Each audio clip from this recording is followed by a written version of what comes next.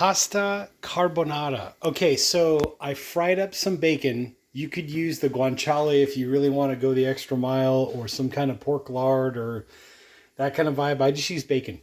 Trader Joe's, the one that has the least amount of salt and no nitrates, that kind of vibe. So I fried up about 5 slices of bacon, cut up into nice, thumb-sized little bits and pieces. Then what I did was when I took the bacon out, I put in the pan, I put some garlic. There's about 5 cloves of garlic in there. There's some parsley. There's some granulated garlic because I like it really garlicky. And basically turned off the heat. So I cooked this on like medium lowish. Turned off the heat, put this in. So basically the garlic got a little bit of toast action going on. But I'm shutting this off until the pasta's ready. So pasta... On this side, I've got boiling water. I would say about a tablespoon or 2 of salt in there just to kind of give the pasta a little bit of salt and some flavor action going on while it's boiling. So this is all going to go in there. So that's cooking away. Then what I've got over here is 3 eggs. So 1 egg per person. The pasta, I would say, whatever the ratios come out to, but this will serve 3 people. So 3 eggs, the whole egg, I just beat it up. What I do is I put some pepper in there, fresh cracked pepper. So the way the process is going to go is you can always check out the videos I've done prior to this one on how to make pasta carbonara.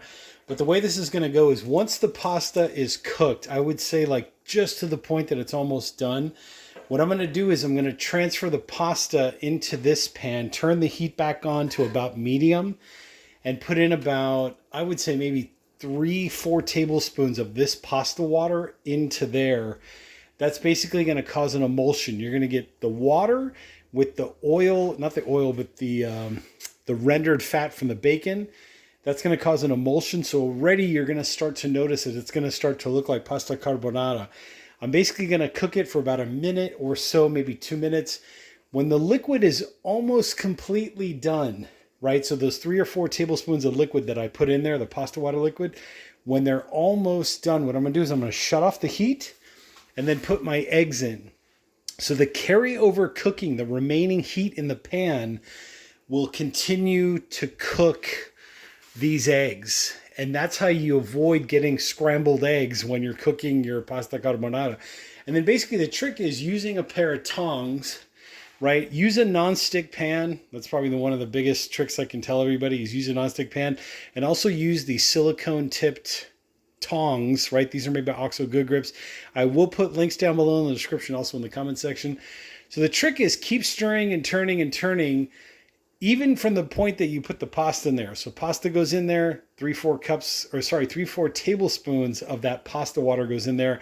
Stir, stir, stir. When the liquid is almost completely like dried up and absorbed, shut off the heat, right? You were on medium-ish.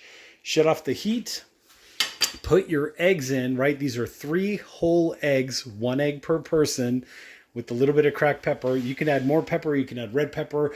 You don't have to use the granulated garlic. You could just use regular garlic. You don't even have to put the parsley in there if you don't want to. But basically the point is rendered fat from pork in some way, shape, or form with a little bit of garlic, the eggs. That's what makes the pasta carbonara. So I'm basically going to keep stirring and stirring and stirring until my pasta carbonara reaches a point of nice glassy noodles. They should be coated, but not scrambled eggs. If you've gotten to the scrambled eggs part, you've probably overcooked it. So have everybody at the table ready to go the minute the pasta goes in to this pan, right? And you should be good.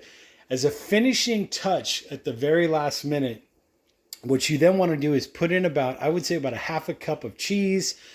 Sky's the limit. You want to put in grated Romano, Parmigiano, Pecorino Romano. You want to put in ricotta, dried ricotta cheese. You can put in whatever kind of cheese you want. Personally, I usually put in the Pecorino Romano.